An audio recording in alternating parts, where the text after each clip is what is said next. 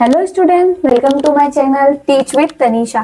तो आज हम बात करेंगे पोटेशियम के कार्य और उसके डेफिशिएंसी सिम्टम के बारे में। जैसे कि हम बात कर चुके हैं नाइट्रोजन के कार्य और उसकी कमी के लक्षण, उसकी अधिकता के लक्षण, फिर उसके बाद फिर क्या बात कर रहे हैं फास्फोरस के कार्य, उसकी कमी के लक्षण। वैसे ही हम आज क्या बात करेंगे पोटेशियम के कार्य, मतलब कि फंक्शन ऑफ पोटेशियम क्या है। एंजाइम सक्रिय करता है। एंजाइम को क्या करता है? सक्रिय। ये क्या करता है? फोटोसिंथेसिस जो क्रिया होती है, प्रकाश संश्लेषण की क्रिया होती है, उसको एक्टिव करना है। उसमें एटीपी या स्टार्च का सिंथेटाइट, कौन सा हार्मोन? स्टार्च सिंथेटेट और क्या एटीपी है ना, इनका क्या करता है? इनको सक्रिय रूप से, और जिससे क्या होगा? सक्रिय कर देगा, एक्टिवेट कर देगा, जिससे क्या होगा? प्रकाश संश्लेषण की क्रिया जल्दी होने लग जाएगी, है ना। पोटेशियम पौधों के एंजाइम को सक्रिय करता है। ठीक है, आगे समझ में इससे क्वेश्चन बन सकता है कि पोटेशियम ऐसा कौन सा पोषक तत्व है जो पौधों के एंजाइम को सक्रिय करता है। ठीक है, तो क्या हो जाएगा? पोटेशियम। इस तरीके का क्वेश्चन बन सकता है। फिर क्या है? प्रकाश संश्लेषण। अभी बात हुआ, प्रकाश संश्लेषण की क्रिया को ही ये क्या करता है? बढ़ा देता है, जिससे क्या होगा? एंजाइम्स की क्रिया को एक्टिव करेगा। तो जैसे एंजाइम्स की क्रिया यहाँ पे एक्टिविटी एक्टिव हो जाएगी तो क्या होगा? फोटोसिंथेसिस की जो प्रोसेस होगी, प्रकाश संश्लेषण की क्रिया बढ़ जाएगी और क्या होगा? भोजन बनाने की प्रक्रिया को तेज कर देता है। वही प्रकाश संश्लेषण की क्रिया मतलब भोजन बनाने की क्रिया। ठीक है, जल का संतुलन स्टोमेटा को नियंत्रित करता है।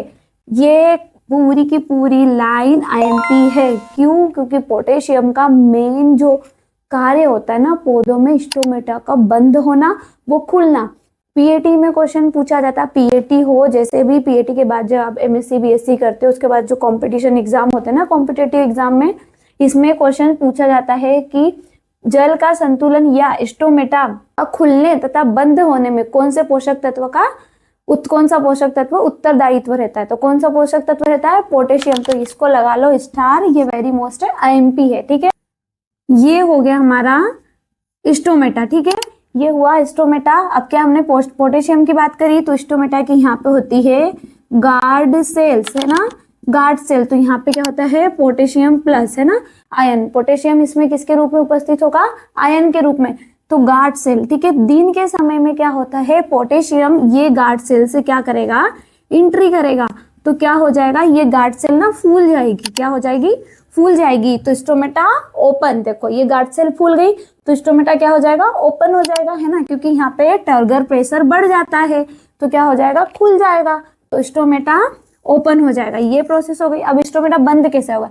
रात के समय टर्गर प्रेशर कम हो जाता है ना, तो क्या होगा कि ये जो पोटेशियम आयन होगा ये बाहर निकलेगा। कहाँ से? गार्ड सेल से पोटेशियम आयन बाहर हो जाएगा।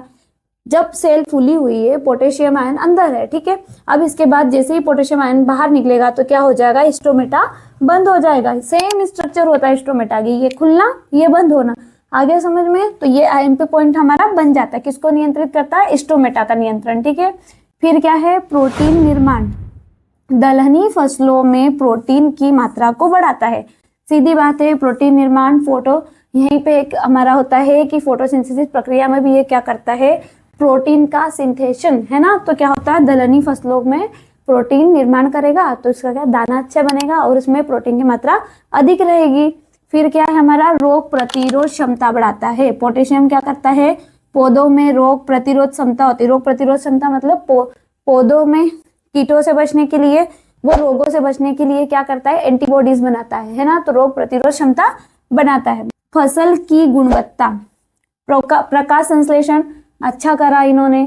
ठीक है, इन्होंने एंजाइम की सक्रियता बढ़ा दी। ठीक है, तो क्या होगा? सीधी सी बात है, अगर फोटोसिंथेसिस की प्रोसेस अच्छी करी, भोजन अच्छा बनेगा। मतलब क्वालिटी क्या? दाने की क्वालिटी अच्छी बनेगी, है ना। और क्या होगा? एंजाइम्स की एक्टिविटी बढ़ गई है और क्या होगा इसमें? यह कार्बोहाइड्रेट एवं स्टार्च के उपापचयन का कार्य करता है।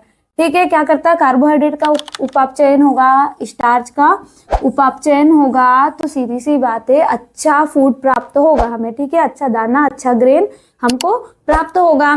तो क्या होगा? फसल की गुणवत्ता को अच्छी कर देगा। ठीक, अब क्या बात करेंगे? पोटेशियम की कमी के लक्षण। पोटेशियम की कमी से पौधे में क्या क्या लक्षण प्रदर्शित हो गए, या आपको कैसे पता चलेगा कि पोटेशियम की कमी हो गई है पौधे को, तो हमें एनपीके देना चाहिए। ठीक है, तो उससे हम कैसे पता करेंगे, तो उसमें क्या है, पत्तियों में हरिमहीनता प्रारंभ हो जाती है। अब क्या नया टर्म आया, हरिमहीनता। हरिमहीनता क्या है, सुनने में तो बहुत भारी टर्म लग रहा है, ऐसा लग रहा है। हरिमहीनता मतलब पौधे की वह स्थिति जिसमें पौधे की जो पत्तियां होती है उनमें क्लोरोफिल की कमी होने लग जाएगी। ठीक है, क्लोरोफिल की जैसे ही कमी होगी तो क्या होगा, पौधा पीला पड़ने लग जाएगा। तो है ना, पौधे का पीला दिखाई देना। अब आपके आसपास जो पौधे हो ना, आपके खेत में फसल लगी हो तो देख लेना पत्तियां क्या पीली पड़ने लग गई, है ना। निचली पत्तियां अगर इसकी पीली पड़ने लग गई तो समझ जाना कि पौधे में किसकी कमी है, पोटेशियम की, है ना। तो आपको क्या करना पड़ेगा, डीएपी वगैरह देना रहेगा। फिर दूसरा क्या है, पत्तियों की सिराएं ऊपर से नीचे की ओर सूखना प्रारंभ कर देगी। और बड़ा टर्म आ गया, क्या, सिराएं। अब क्या है सिराएं, मतलब आपने सुना है धमनी और सिरा, ये क्या है, ये जो ग्रीन ग्रीन दिखाई देती है ये क्या है, सिरा और धमनी। सिरा में क्या होता है, अशुद्ध रक्त बहता है ना, और सिरा धमनी में क्या होता है, शुद्ध रक्त बहता है। वैसे ही पौधों में भी आपने ये स्ट्रक्चर देखा होगा, ये पत्ती में ये देखो, ये जो स्ट्रक्चर होता है ना, ये इसको क्या बोलते हैं, सिरा, है ना। तो इसमें क्या हो गया, सिराएं ऊपर से नीचे की ओर, मतलब यहाँ से नीचे धीरे धीरे नीचे की ओर क्या करेगी, सूखना प्रारंभ करेगी, या पहले तो क्या हो गए, पीली पीली हो जाएगी। ठीक है, और क्या करेगी, सूखना प्रारंभ, और पत्ती के ये किनारों भी क्या करना हो जाएगा, यहाँ से ऐसे ऐसे सूखना प्रारंभ कर देगी। तो आपको क्या देखना है कि किसकी कमी हो गई, किसकी, पोटेशियम की। फिर आलू के कंद छोटे तथा मक्के के भुट्टे छोटे रह जाते हैं। ये आलू के जो कंद बनते हैं ना, आलू के जो कंद होते हैं ना, मतलब आलू के कंद मतलब आलू, क्या हो जाएगा, इनका साइज क्या रहेगा, छोटा। उतना अच्छा उत्पादन नहीं प्राप्त होगा, क्योंकि हमने इसके जो कार्य है, पोटेशियम का कार्य क्या है, कार्बोहाइड्रेट और स्टार्च का संश्लेषण करेंगे, किसके, अवशोषण, है ना। तो क्या करेंगे, उपापचय क्रिया में क्या करेंगे, कार्बोहाइड्रेट और स्टार्च का ये क्या करेंगे, सिंथेशन करेंगे। उसमें क्या होगा, जैसे कि कार्बोहाइड्रेट, आलू में क्या होता है, कार्बोहाइड्रेट, स्टार्च। ठीक है, तो क्या होगा, अगर इसका सिंथेशन रुक जाएगा तो पोटेशियम की कमी हो जाएगी, तो सिंथेशन क्या हो जाएगा, रुक जाएगा। और जैसे ही रुकेगा तो इसका क्या, कंद साइज, आलू है ना, इतनू सा बनेगा, इत्तू से आलू। ये क्या है, आलू। तो कितने से, इतने से आलू बनेंगे। ठीक है, फिर क्या है, मक्के के भुट्टे छोटे रह जाएंगे। ऑब्वियसली किसकी बात हो रही है, अनाज वाली फसलों में क्या उपस्थित होता है, कार्बोहाइड्रेट।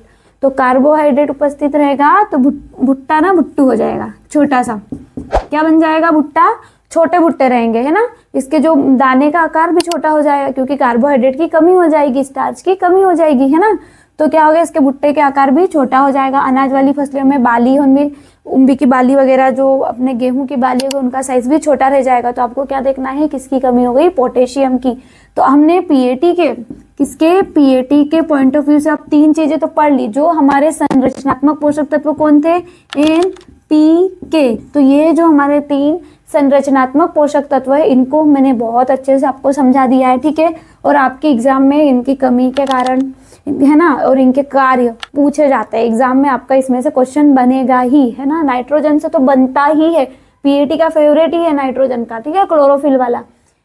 ठीक है, तो अगर आपको हमारा ये कंटेंट बहुत अच्छा लगा या हमारा वीडियो अच्छा लगा, पढ़ाने का तरीका अच्छा लगा, तो आप हमारे चैनल को लाइक, शेयर और सब्सक्राइब करें। Thank you.